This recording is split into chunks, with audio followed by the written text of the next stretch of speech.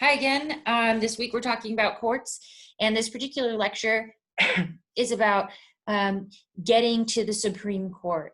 So starting with a dispute you have with someone else, or you feel like you have been, your rights have been violated and unconstitutionally, and therefore you appeal and appeal and appeal and get all the way to the Supreme Court. We're going to talk about that process today.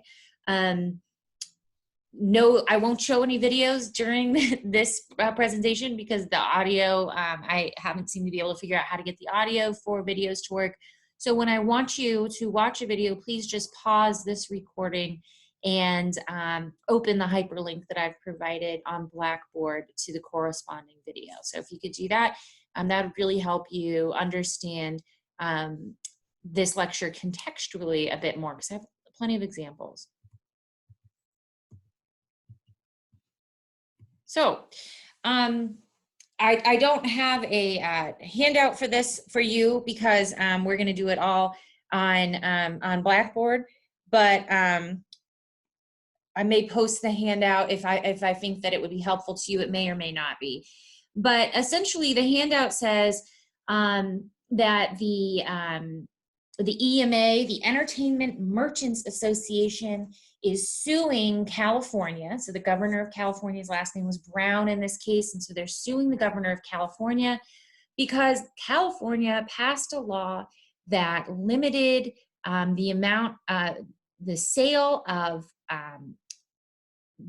deviant, violent video games to minors. And that is the way that they described it, was deviant violence in video games. And I have this clip here. Feel free to watch this particular clip. It's quite old at this point and what we might even think of as tame. But it essentially is an example of one of the games that they were talking about, Postal 2. So similar to Grand Theft Auto and things like that. I've heard of a lot of other ones, but I don't know them off the top of my head. But these very violent video games that are not just showing blood and gore, but they're showing people who are vulnerable, like women or children or dogs or people who might be disabled, being very brutally killed or killing of police officers and things like that in these games. And so the California government said you can't sell these to anyone under 18, similar sort of to the advisories that are already there. But instead of it being voluntary on the part of the video game industry, they wanted it to become a law. And so they banned it. And the Entertainment Merchants Association said that's a violation of free speech, and that they have the right to, even violent speech is protected under the United States Constitution, and that these games, for the purposes of the First Amendment, are art or speech, and that the California government unconstitutionally restricted their right. And so what do you think? Do you think the First Amendment prohibits a state from banning the sale of violent video games to minors? And this is the case that we're going to follow sort of loosely in its journey to get to the Supreme Court. So here we have a map of the United States, and specifically California, and you can see California's state appeals courts are many, and there's 6, and they encompass different regions of California. This case will start at one of these appellate courts because it's actually the Entertainment Association suing to appeal the law. So they're suing the governor to appeal the law that is unconstitutional. So they're going to start in the California Appellate District. I don't know which specific one it started in, but that's where it starts. And then the case was determined to be that California did not violate the association's rights to free speech. And so they decided to appeal this process. Now you can imagine that state appellate courts will often side with the state because they live in that state. They probably agree more closely with the government in that state. And so they often will decide on the part of the state, but that's okay because you can appeal to your regional federal appeals district or court. And so you can look over here, the different federal districts that there are. And so the Entertainment Association would appeal their case to the 9th District Court and say, this was, California's law is unconstitutional. We want to be heard again. And so that's the appeals process. Once the case was decided there, I believe the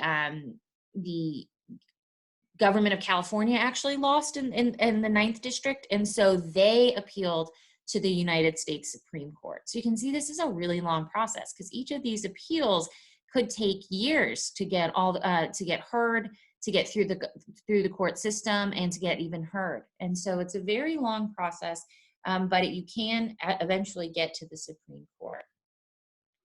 How do you get to the Supreme Court? If you don't like the decision at the highest level you can go to besides the Supreme Court, if you don't like that decision, you will have to file a writ of certiorari, which is just an obnoxiously difficult word to say. So you can just call it a writ of cert.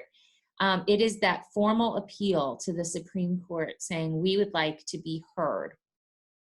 Now, the justices on the Supreme Court, there are 9 of them, choose based on the rule of 4. If 4 justices decide they would like to hear a case, then the case will be heard. This is to protect the minority on the court. So whether that's liberals or conservatives, whichever has fewer, their rights to hear cases are protected. So it's not only majority rule. Now it's very selective to get to the Supreme Court. The Supreme Court chooses about 100 to 150 cases out of 7,000 each year. And that number can go up and down, but the Supreme Court can really only manage to hear the same amount of cases. This is a physical limitation of time. They spend a lot of time hearing cases when they're in session, and then they break out into discussions, which we'll talk about later, and finally they'll write the decisions. And this is kind of a yearly cycle that they go through, and then they'll pick again, go through all of these thousands and thousands of briefs again the next time to see which cases they want to hear. Now, of course, they don't read every single brief themselves, and they have what are called clerks, people who work for the Supreme Court, reading these cases and telling the justices which ones they think they would like, and so that can also help be more efficient. So you've written your writ of certiorari, you've passed the rule of 4, and you're actually at the Supreme Court and you're being heard. Now what? Well, the Supreme Court is very private and they don't allow any video. Again, this is to protect the prestige of the court and to make sure that it doesn't become a political circus. But when you finally get to the Supreme Court, each side, each attorney goes up and speaks for 30 minutes, and that's it. 30 minutes to present their case that could have taken years to get all the way to the Supreme Court. Why is this? Take a minute and think about it, maybe pause it. Why would the attorneys only have 30 minutes? Well, many of you probably had the answer because they have so many cases that they need to hear each year and so many decisions that need to be made. And that's absolutely right. It is partially time management. But it's also that these cases are very well understood by the justices. And so the oral argument really isn't to go up and have a closing statement like you would at a trial, describing why you're right. It's really an opportunity for the justices to interrupt you with questions, and it can be incredibly nerve-wracking. Some justices, especially those, or some lawyers, especially those who are there for the first time, get very flustered and nervous. But this 30 minutes is always upheld, no matter how many questions you've gotten and no matter how many great points you think that you want to make. You better have made them in your brief, the writings that you sent to the Supreme Court before you got to oral argument, because this is not the time. This is the time for the justices to poke holes in your argument or bolster it up if they really like it with their questions. So I have a video that's going to be posted called Dog Supreme Court. That's at the end of this presentation, and I'll post it separately so you can watch it. But what I want you to get from this, it's essentially the oral argument of the Entertainment Merchants Association case. It's the representative of the state of California, Mr. Morazzini, and it's just dogs sort of reenacting it, so that because they have audio but not video. And it's pretty entertaining, both because the dogs are cute, but it's also entertaining because the questions that they ask during oral argument are not always very severely legally technical. And instead, they're really humans asking questions, really, really smart humans asking questions about how this is going to affect the way that people operate and what kinds of video games people can have and what other kinds of restrictions there might be.